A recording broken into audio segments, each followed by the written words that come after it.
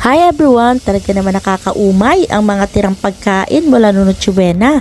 Kaya back to basic na ako. Ito, sinabawang ulam lang.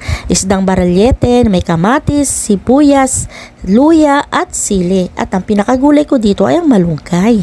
Ayan, rich in fiber yan. Kaya lahat ng mga kinain ko na ibak sa tiyan ko, sigurado lalabas yan. Diba? At ayan nga pala, nagprito din ako ng baralyete para naman maiba din. At naghiwa-hiwa ako ng kamatis, sibuyas, daon ng sibuyas, sili at syempre nilagyan ko ng bagoong. Ayan naman, talagang mapapasabak na naman ako nito pang tanggal umay. At eto nga, merong nagbigay sa amin ng atsarang papaya. Ay nako, ang sarap, kaya isasabay ko din ito dito mamaya sa pagkain ko. Ayan, talaga naman, kulang talaga ang konting kanin dito. Mapapadagdag talaga ako sa regular na kanin na kinakain ko. O